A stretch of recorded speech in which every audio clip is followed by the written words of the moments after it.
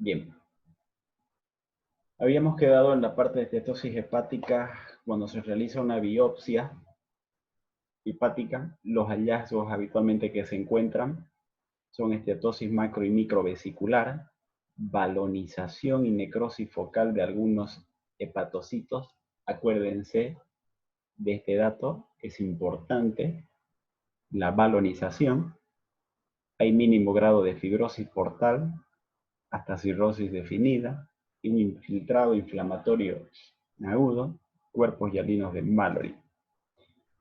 El diagnóstico, lo ideal en realidad sería que cumplan estas tres condiciones: que se haga una biopsia, que se determine exactamente la exclusión del alcohol y que se identifique otras causas que estén relacionadas al daño hepático en el que se encuentra el paciente al momento de la consulta.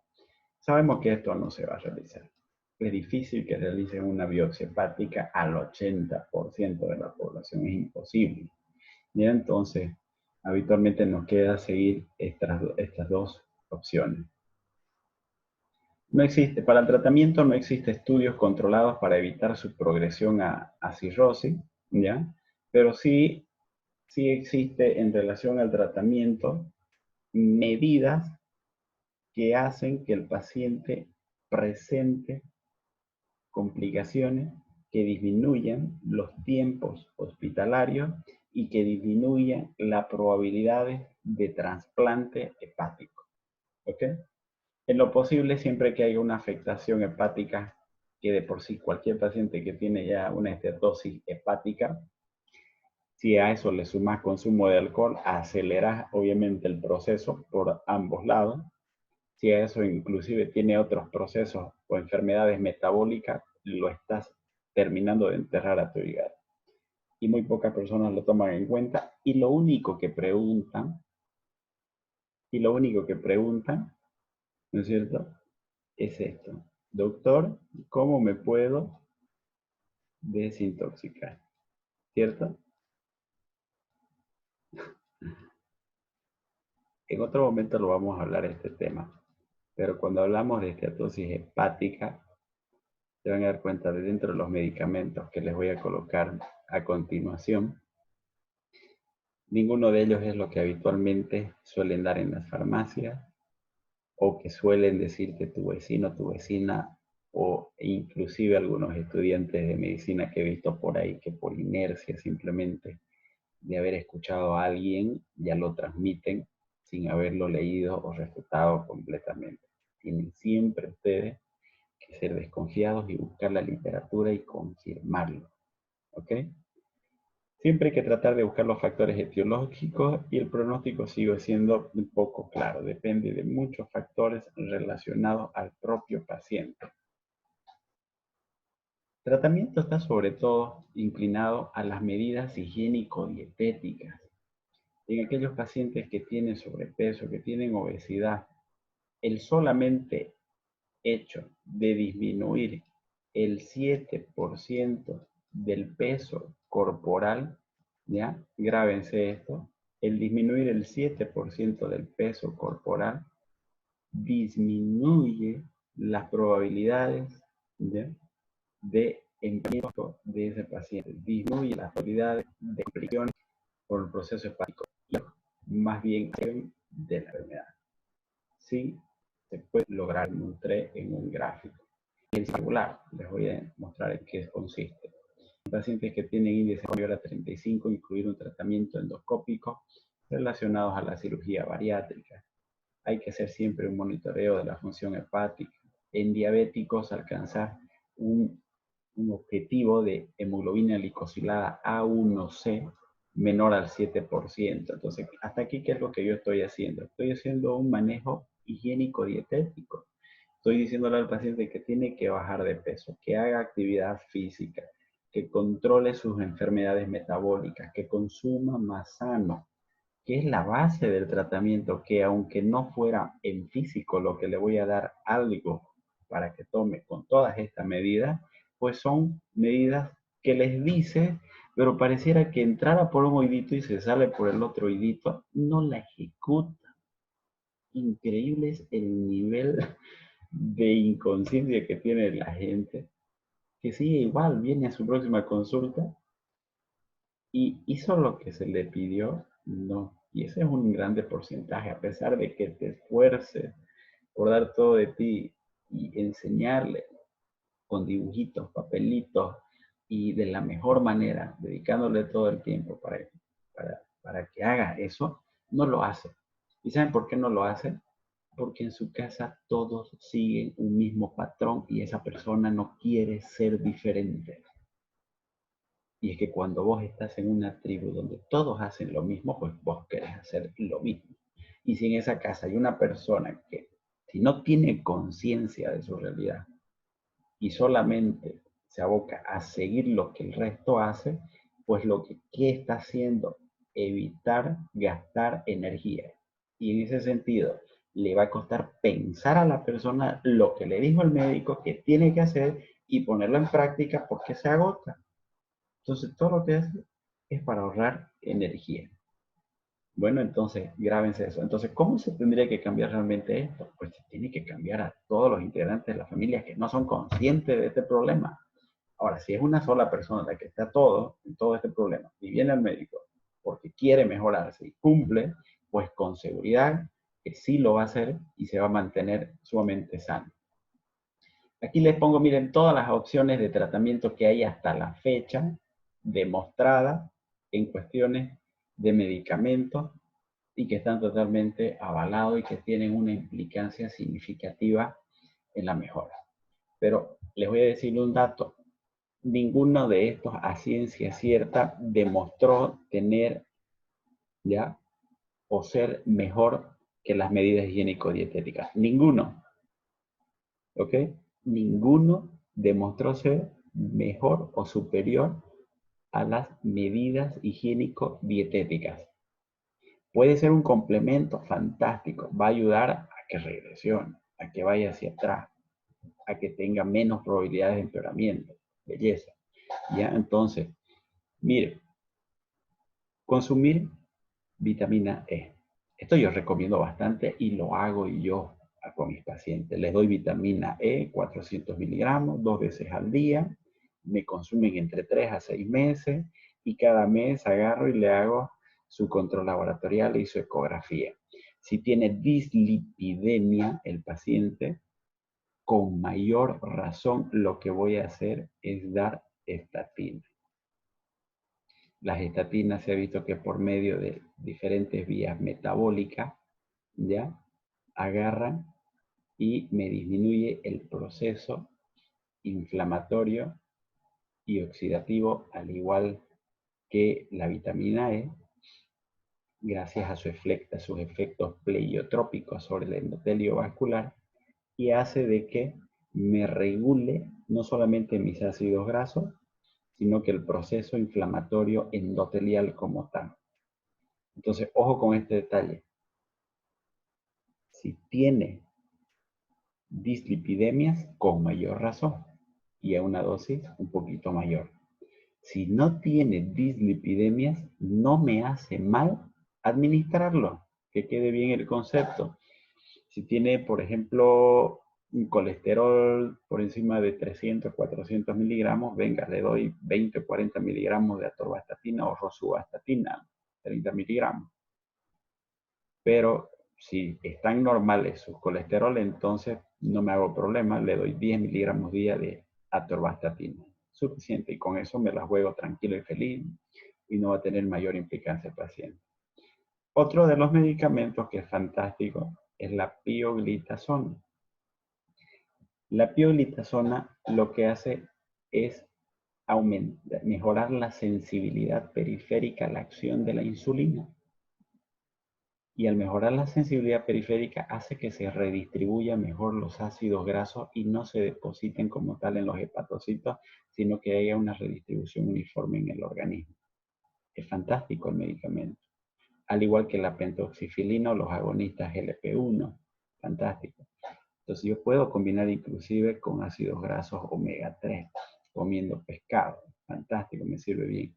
El ácido ursodesoxicólico, que no es más que el ácido biliar puro, que si bien se utiliza más para las coledocolitiasis o los procesos ictéricos, o cuando hay una esteatohepatitis, ahí puede ser útil el ácido urso desoxicólico. ¿Listo? En resumen, ¿qué es lo que habitualmente yo utilizo? Vitamina E, de 3 a 6 meses, estatina, 6 meses, y si el paciente es diabético o es demasiado gordito, entonces utilizo pioglitazona. Estos están disponibles y están bien demostraditos, ¿ya? Pero no son superiores, vuelvo a decir, que las medidas higiénico-dietéticas. Acá están los medicamentos equívocos. ¿Qué significa? Que se pensaba que iban a tener un efecto beneficioso por sus mecanismos de acción, pero en realidad no demostraron ser suficientes.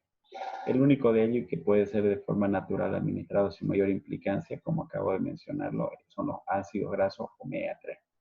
Se pensó bastante que la metformina podía ser superior a la pioglitazona, pero no demostró ser mejor, no disminuyó las internaciones, no disminuyó las probabilidades de complicaciones, sí mejoró en los pacientes que eran diabéticos la sensibilidad periférica y obtuvieron mayor control metabólico de su glucosa, pero no tuvo mayor implicancia en relación a la esteatosis hepática. ¿Ya? Entonces, a tomarlo en cuenta eso. Los probióticos también están en fase de investigación, no están todavía totalmente documentados. Y miren, acá tienen una lista totalmente larga de medicamentos que aún están en estudio, están en fase 3, y ninguno de ellos son protectores hepáticos o detoxificantes, como se dice. El mejor detoxificante que puede haber, y yo les menciono siempre eso a algunos amigos y amigas que me lo consultan, toma bastante líquido, ¿ya? Y come demasiado alimentos verdes, hojas verdes. De esa manera es el mejor detoxificante natural. Verduras y agua es lo mejor, ¿ok? Entonces, miren, medidas higiénico-dietéticas y esta medicación. Dicho de otra manera, miren, la vitamina E no tiene que faltar. La pioglitazona pueden incluirla. La pentoxifilina también. Y miren, hay un sinnúmero de estudios que se han hecho con las diferentes estatinas, tanto con simvastatina, rosuvastatina, pravastatina, lovastatina, atorvastatina, todas las tinas que ustedes quieran. Pero las que más ha tenido beneficio en relación a la esteatosis hepática son dos. O la rosuvastatina, ¿listo? 5 miligramos, o la atorvastatina simplemente. 10 miligramos si no hay otro problema que esté relacionado. Quiero que se graben y se lleven estos medicamentos como alternativa, no como base, vuelvo a decirlo. Lo principal es hacer un control de los procesos metabólicos que tienen, incluirlos en programas de prevención, sobre todo mencionando siempre las medidas higiénico-dietéticas. No dejen de mencionarlo hasta el cansancio. Y si ustedes gusten, agarren, sáquenle una copia de esta imagen y llévensela. Chicos, buenos hábitos. Este es el trígono, yo le llamo el trígono de la beneficencia. ¿Qué significa esto? Control de enfermedades crónicas, metabólicas y cardiovasculares. Número 1. Número 2. Mejorar la alimentación. Y número 3. La actividad física. Por favor. Este trígono no tiene que faltar en ningún lugar. No olvidarse de los pacientes obesos, no olvidarse de los pacientes que tienen embolias, problemas cardiovasculares, diabetes, osteoartritis, índice de masa corporal, depresión, etc. Cualquier problema metabólico que ustedes tengan, no se olviden que cualquier enfermedad induce un proceso inflamatorio en el cuerpo. ¿Ya? Entonces, lo primero, controlar todos esos factores. Lo segundo, cambiar los hábitos alimentarios. Lo tercero, todos aquellos cambios pues, en lo que es el sedentarismo y la actividad física. Y está totalmente demostrado esto. Cualquier actividad física aeróbica, las que ven acá son aeróbicas, no son habitualmente de competición, ¿no? Esto obviamente no lo van a hacer con el fin de competir. lo van a hacer con fin simplemente de recreación.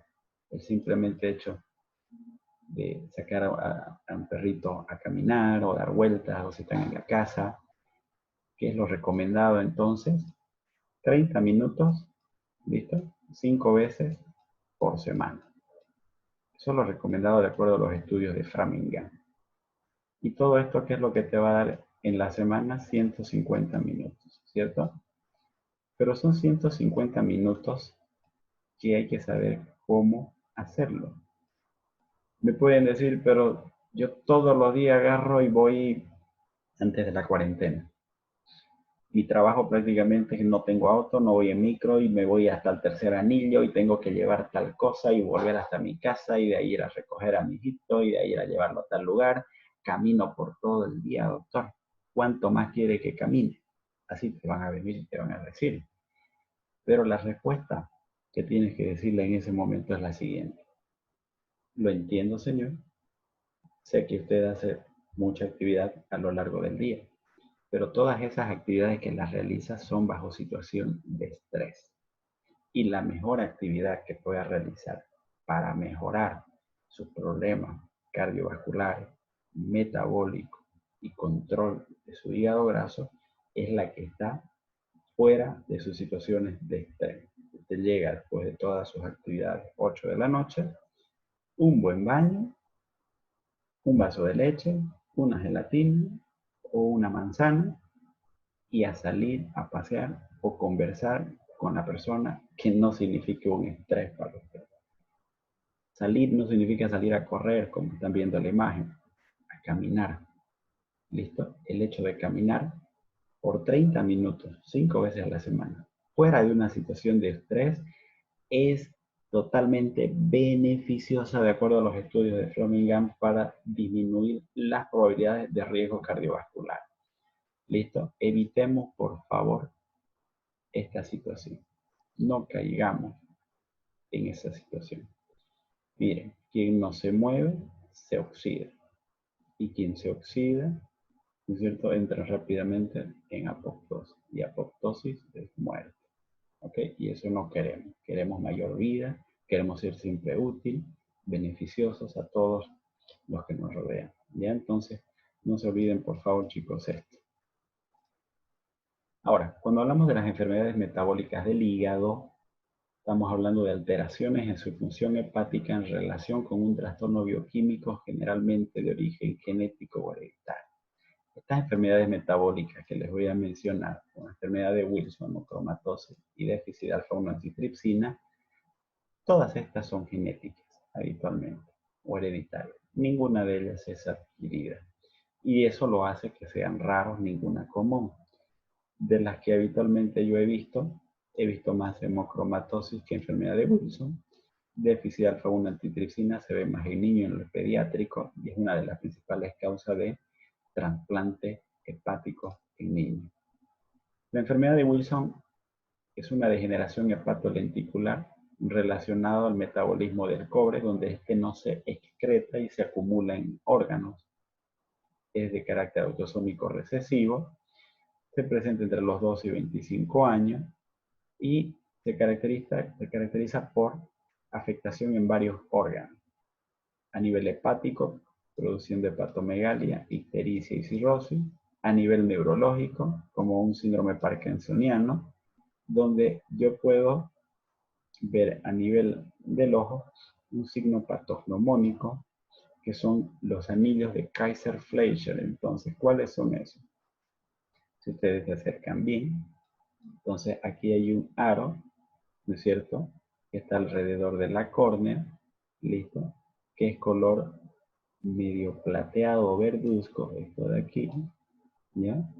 Eso es el anillo de Kaiser-Fleischer. Es el dato más patognomónico de la enfermedad de Wilson.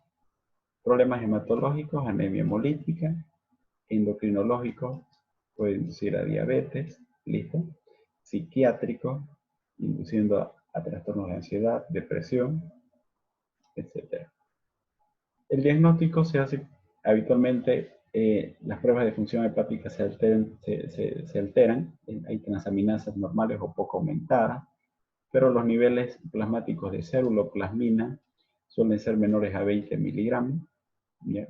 Todos se absorben y entonces no se eliminan, y es por eso de que suelen estar disminuidos. El cobre sérico está aumentado hasta 50 microgramos por decilitro, y hay una eliminación urinaria de cobre elevada, incluso superior a 1000 microgramos en 24 horas. Entonces, esta es habitualmente la prueba que se debería solicitar. Los anillos de Kaiser-Fleischer, como lo mencioné, son patognomónicos. Lo ideal para diagnosticar esta enfermedad es a través de una biopsia hepática, depósitos donde se aprecian los depósitos de cobre en el hepatocito. El tratamiento es en base a la depenicillamina, que es un quelante de cobre. Significa que agarra y destruye los enlaces de cobre, eliminándolos por la orina. Se administran 500 miligramos 4 veces al día, logrando la excreción de orina 2 a 5 miligramos por día por un año. Luego, para impedir la reacumulación, dosis de mantenimiento es 1 gramo por día.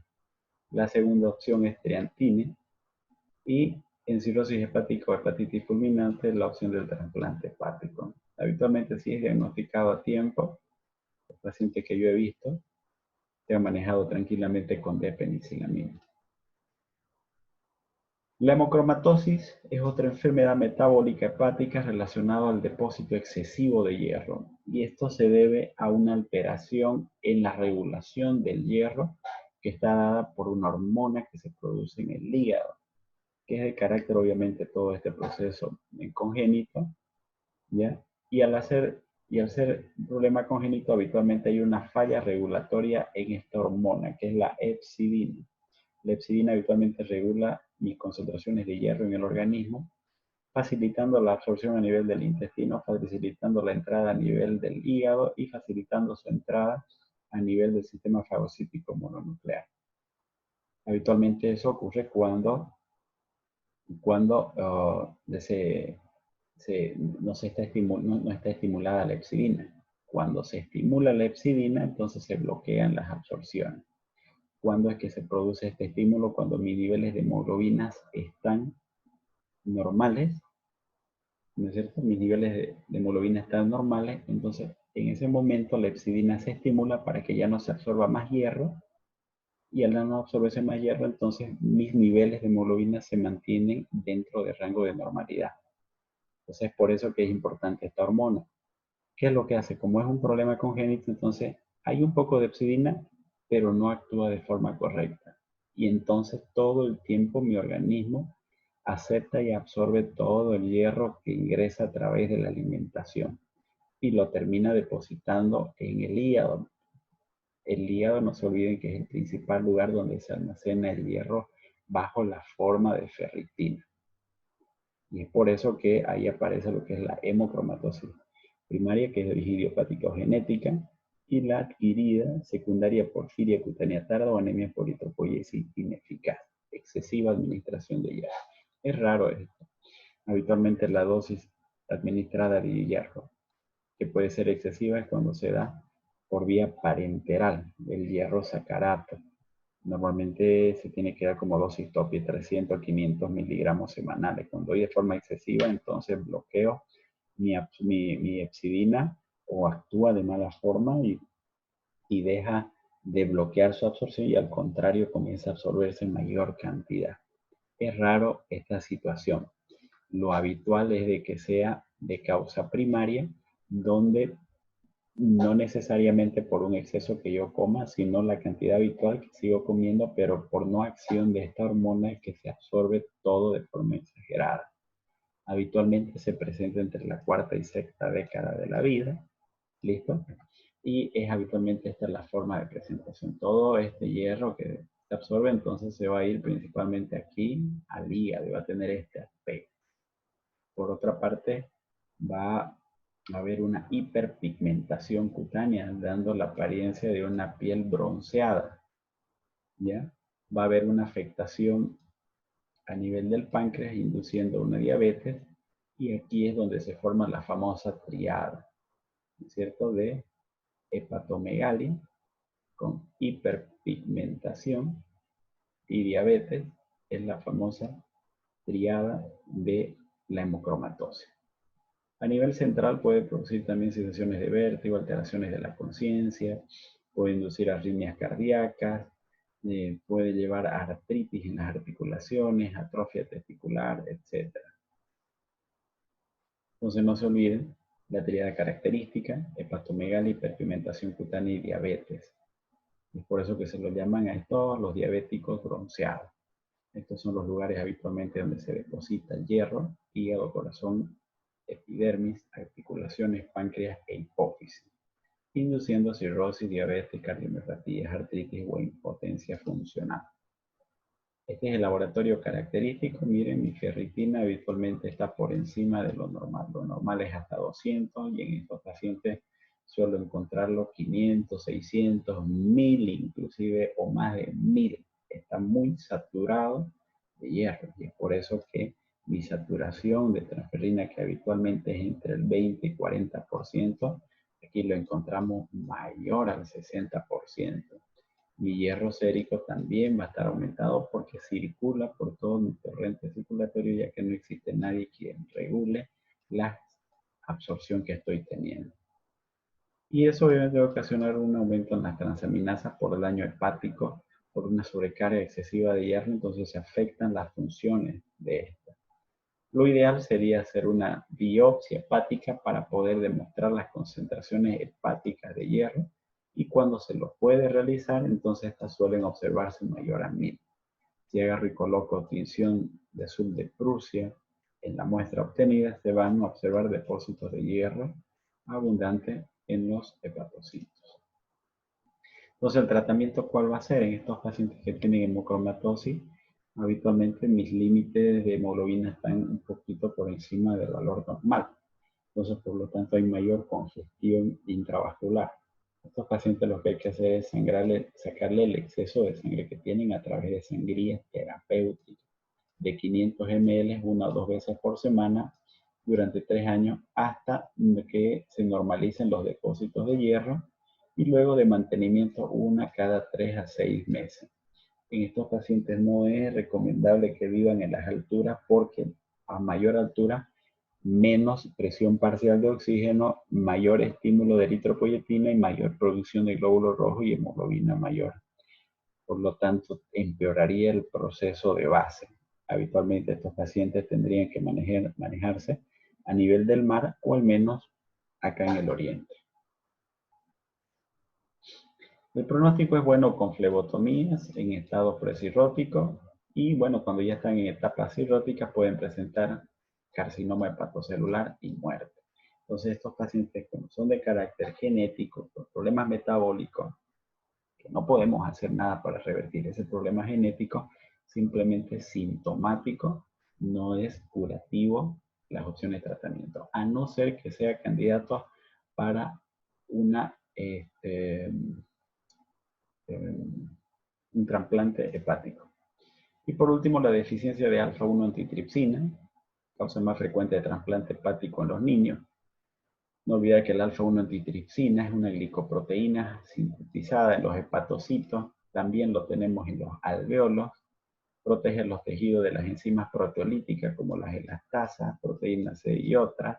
Gracias a esta antitripsina, ¿no es cierto?, el hígado puede ligeramente distenderse y su límite lo pone la cápsula de Gleason, al igual que el alveolo, gracias a la alfa-1 antitripsina que se distiende y posteriormente se colapsa esta alfa-1 antitripsina. En el pulmón, cuando no tenemos esta alfa-1 antitripsina, entonces ahí tenemos los pacientes enfisematosos, ¿no es cierto?, donde se pierde la elasticidad por este problema, déficit del alfa-1 antitripsina. Entonces, en este caso hay un acúmulo anormal dentro del retículo endoplasmático de los hepatocitos. Y esto causa una ictericia neonatal que simula una hepatitis aguda, progresa en la cirrosis y en los adultos puede manifestarse como cirrosis y manifestaciones previas. Es por eso que habitualmente se presenta más en los niños que en los adultos. Es una causa habitual de indicación de trasplante hepático, sobre todo en los niños. En los adultos puede producir, como les mencioné, enfisema pulmonar y llegar inclusive a tener hepatocarcinoma. Lo ideal es dosificar la alfa-1 antitripsina, donde vamos a observar que está disminuida. Se realiza una biopsia hepática y con tinción de paz se van a observar los gránulos de color rojo cereza dentro de los hepatocitos, que no son más que acumulaciones de alfa-1 antitripsina no excretados por los hepatocitos. Bien, entonces el trasplante, vuelvo a mencionarlo, es la mejor opción. ¿Listo, chicos?